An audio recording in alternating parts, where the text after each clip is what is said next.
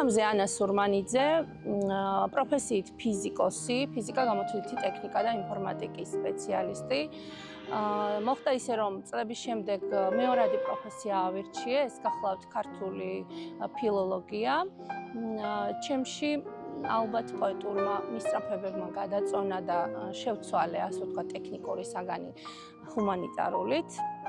დღესდღეობით მუშაობ ქართული ენისა და ლიტერატურის მასწავლებლად გორას საჯარო სკოლაში. ჩემი პირველი შეხება ლიტერატურასთან იყო ბავშვობაში, როდესაც დედა ჩემი სახლში გვიკითხავდა გალაქტიონს. ეს ყველაფერი ალბათ რაღაცნაირად რომანტიზმის საფუძვლად იქცა ჩემში, რამაც შემდეგ გამიღვივა და გამიღვიძა ლიტერატურასადმი სიყვარული, რასაც დღემდე ვაგრძელებ, ასე ვთქვათ, ჩემი პოეზიით უკვე. ბათუმი არის ქალაქი, რომელიც შეიძლება გავუტოლოთ სიყვარულს ჩემთვის. ოღონდ ეს სიყვარული იმდენად ტანჯვადი და წამებადია იმას, რასაც დღეს ბათუმს მართებენ არქიტექტურული თვალსაზრისით, ჩემთვის არის ძალიან მტკივნეული ის ბათუმის პეწი და ხიბლი, რაც მას ბუნებრივად აქვს და ქონდა სწორედ ამ უხეშმა არქიტექტურულმა ჩარევებმა დააბინძურა, დააზარალა და დაამახინჯა რაღაც დოზით, თუმცა ბათუმს აქვს ძალიან მშვენიერი ადგილები შენარჩუნებული, გნებავთ ბულვარის სახით, გნებავთ ახლა სადაც ვიმყოფებით ნურიგელის მიმდებარე ტერიტორია, მის წინ არის ჩვენი მწერალთა სახლი, ძალიან საყვარელი. გარდა ამისა, ბათუმი არის ურთიერთობების ქალაქი, ნაცნობების ქალაქი. არ შეიძლება ქუჩაში გაიარო და ერთი ნაცნობი მაინც არ შეგვხვდეს, არ მოგესალმოს. მასში არ იკარგები, არ ითქვიფები, ხარ ამ ქალაქის ნაწილი და ეს ძალიან აისახება თითოეულ პერსონაჟზე. მე ვერ წარმომიდგენია და დღემდე ვერ დამიშვიათ ქალაქი, რომელშიც შეიძლება მუდმივად ვიცხოვრო გარდა ბათუმისა. შემოდგომის სერენადა არის ფესტივალი, რომელიც გვაცნობს, გვაახლოვებს, გვაურთიერთობებს იმ ადამიანებთან, რომლებთანაც ძალიან სულიერი კავშირი გვაქვს და უნდა გქონდეს.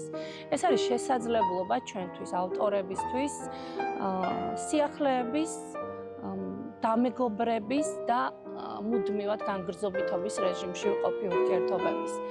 შემოდგომის სერენადა მესამე წელია უკვე რაც ბათუმში მიმდინარეობს და უამრავი საინტერესო პროექტი განახორციელა მან, განსაკუთრებით აღნიშნავ მე სკოლებში პედაგოგებთან ერთად შესვლის მომენტს. შემოდგომის სერენადას უსურვებ, რომ იყოს ძალიან დიდხანს, ძალიან ბევრი მსგავსი და არა მარტო მსგავსი და სხვადასხვა ტიპის აქტივობა განახორციელოს და მოედოს მთელს საქართველოს. გამოგიხედავს ნიჟარიდან? ხედავ როგორ გავს მისი თვალის კონტურები ჩემსას ორივე კიჩიც. გადააფრინე მზერამთიდან მთაზე, ციდან მიწაზე, ჰორიზონტიდან გულამდე. ხედავ, ჩიცაც კი აჯობეს ის სწრაფეში, მაგრამ მას მაინც ვერ უტოლდები, ვერ ეწევი, ვერ. გგონია ყველა ჩიტი თავისუფალია, რახან ფრენა შეუძლია? გალის ჩიტებს რა დალევს? გალიაში რომ არ სხედან და მაინც გალიისანი არიან. აი ისეთებს ჯონათანს რომ წრე შეუკრეს. თუ ფრთები გაქვს, ნამდვილი ფრენაც უნდა შეგეძლოს. თუ თვალები გაქვს თავისუფლება. ადამიანის ფრენაც ესაა, აღიქვას და შეიმეცნოს. განიფანტოს სამყაროში ისე, რომ მთელი სამყარო მისსავე არსებაში შეაგროვოს და დაიტიოს. ისმინე, მხოლოდ თავისუფლებისას ჟღურტულებენ თვალები, სხვა შემთხვევაში გაქვავებული დუმილით დუმან. როგორ მიყვარს ჭიკჭიკის მოსმენა? ნიჟარიდან გამოგიხედავს? გადაგიფრენი ამ ზერას სხვისკენ და სხვებისკენ. გინახავს მათი ღამეები, აღმართები.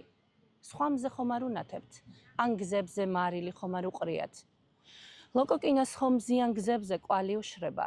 ნიჟარიდან გამოსვლისას კვალსაც მხოლოდ ისტოვებს, ვისაც ერთხელ მაინც მთელი გულიან სხეული ცრემლით დაუსველებია. გამოგიხედავს ნიჟარიდან? გამოიხედე.